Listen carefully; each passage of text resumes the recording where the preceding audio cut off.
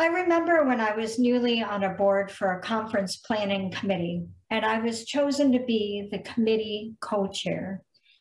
The chair, among other things, was responsible for facilitating the joint meetings of the board and the committee, a gathering of about 40 people, a responsibility that would be mine if they needed to be absent for any reason. My immediate reaction as I thought about the possibility that I might need to step in to chair the meeting, or that I might be chosen as chair the following year, was panic. There is no way I can do this, I thought. I can't possibly facilitate a meeting like that.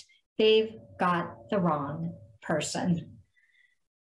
In our first reading today, Jeremiah has a similar reaction when he hears God's call for him. Maybe some of you can relate as well, as Rachel was just talking about. You say you've known me since the womb, but honestly, what are you thinking, appointing me to be a prophet to the nations? Just look at me. I'm too young. I can't speak your words to all these people. You're going to have to find someone else. I'm not worthy. I don't have what it takes. And as we read on, we can hardly blame Jeremiah for trying to beg off what God is asking him to do. It's not as simple as it sounds at first, after all. God has appointed Jeremiah over nations and over kingdoms to pluck up and to pull down, to destroy and to overthrow, to build and to plant. In other words, God is calling Jeremiah to challenge the powers and empire of his day and turn the world upside down. Jesus' ministry is no less disruptive. Mary sang in the Magnificat that God had scattered the proud, lifted the lowly, brought down the powerful, filled the hungry, sent the rich away empty. And as we heard last week, when Jesus preaches in the synagogue at Nazareth for the first time, he reads Isaiah's words, claiming release for the captive, freedom for the oppressed, and good news for the poor, turning the world upside down.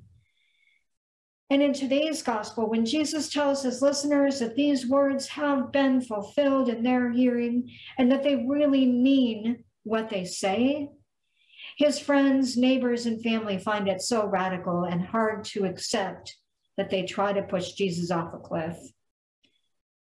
Interestingly, it seems as if one of the specific things about what Jesus said that his neighbors were angry with was that this message of good news was not just for them who knew Jesus best. Jesus belongs to God, not Joseph, he says. In fact, the Spirit often carries the promises to the very last person you would expect, even going to them first of all. Jesus' neighbors rage, believing that if others benefit from the good news, there will be less left for them, perhaps even nothing.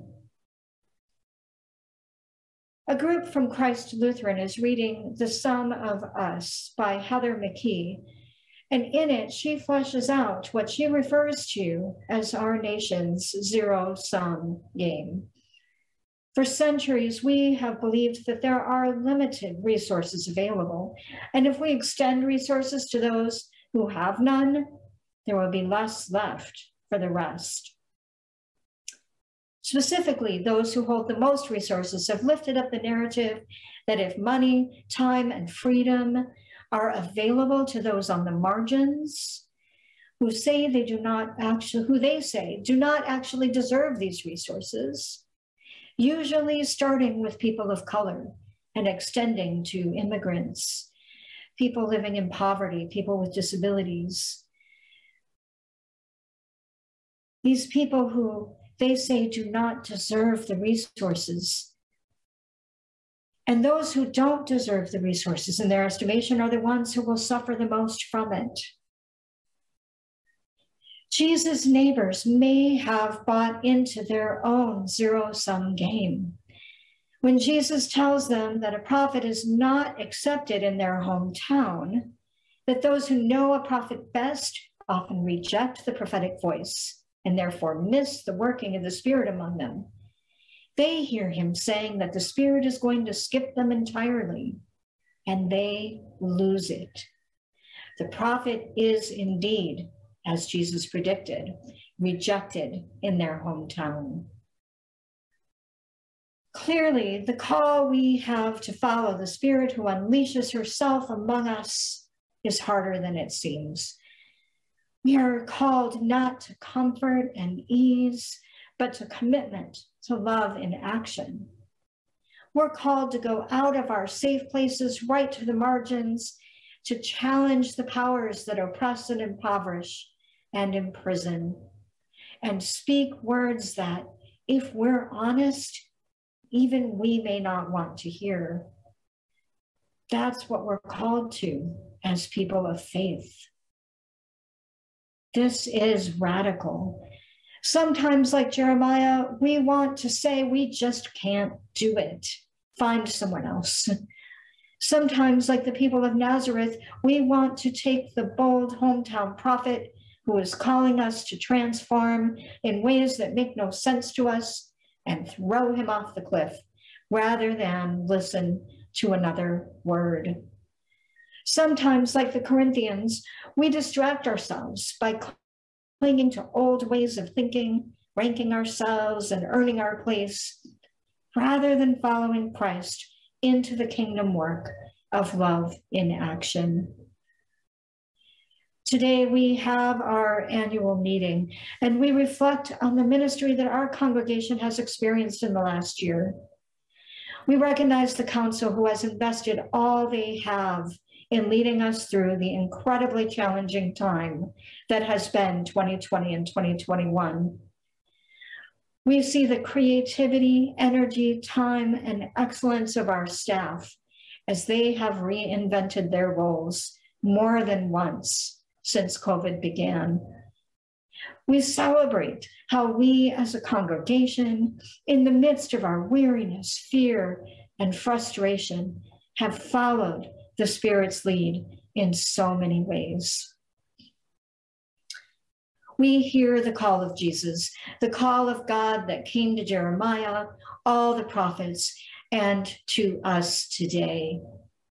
We recognize that as Jeremiah learned, and as Rachel pointed out, each of us has gifts that we are called to share for the good of the world.